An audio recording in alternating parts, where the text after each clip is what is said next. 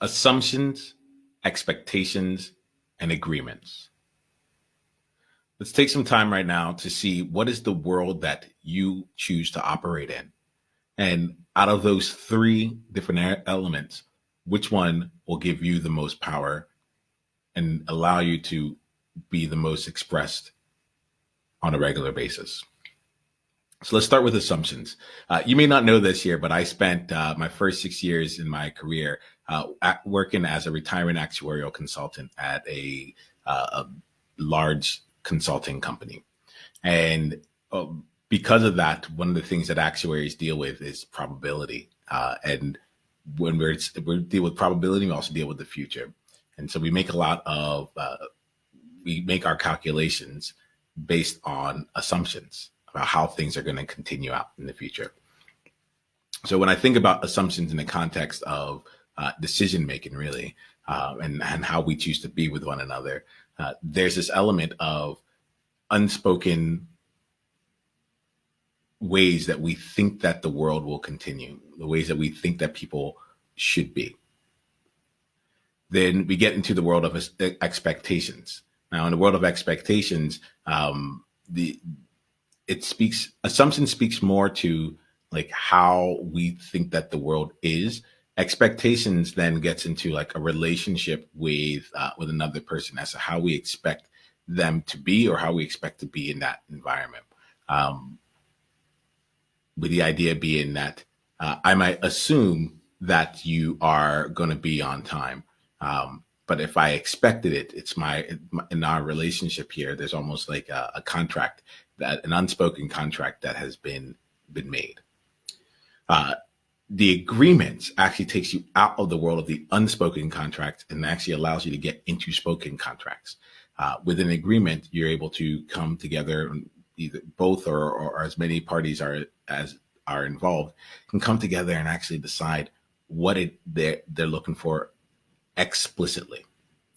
There is this element of being able to bring it out into the world so that it can be shared and can be decided upon collectively. And out of the three, assumptions, expectations, and agreements, I'm consistently looking to spend time with my clients in a world of agreements where we're able to find the areas where we might have had different expectations of one another or where we had just made assumptions as to how things would go, and instead bring that out to a clear and defined agreement. Now, this isn't needed for everything, but I have found that in a lot of different areas where there have been places where it feels like integrity might be out of line, or we might be in places where we're out of integrity. That's how I want to say it.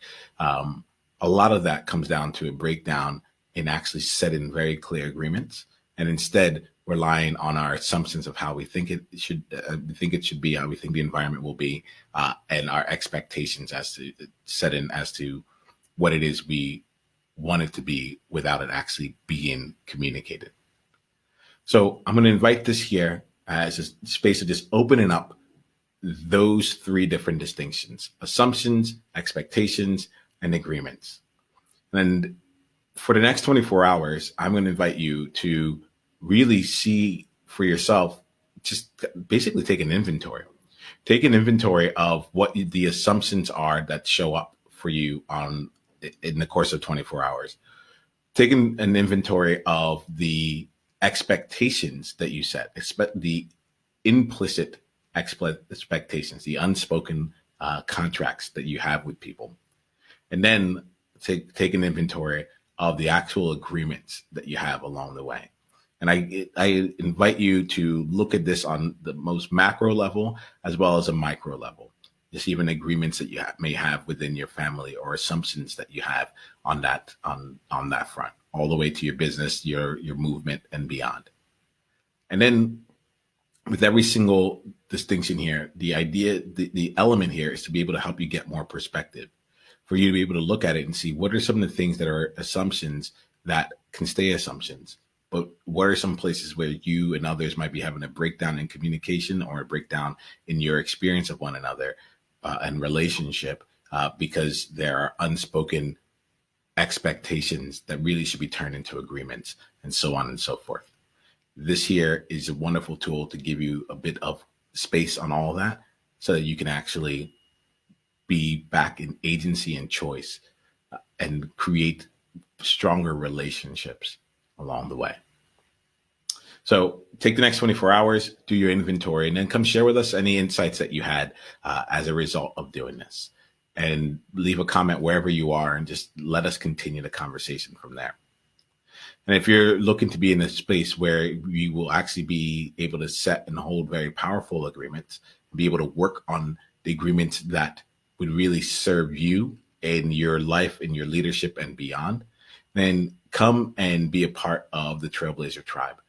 As a member of the tribe, we set agreements with one another and we get a chance to continue to explore where people are making expectations, living from assumptions, or actually creating powerful agreements for themselves and others. It's a place for you to really experience that which we're talking about right now. So if you're interested in that, just go to niyama.com/tribe and you'll get your invitation to an exclusive Trailblazer Tribe gathering, and we'll continue on from there. Here goes the thing. You got this, and we got you. It feels good every time I say that. It's just the truth. You got this and we got you. Journey on. Hey, Niyama here. Hit the subscribe button if you haven't yet, and then go ahead and leave one of your insights from today's video in the comments below.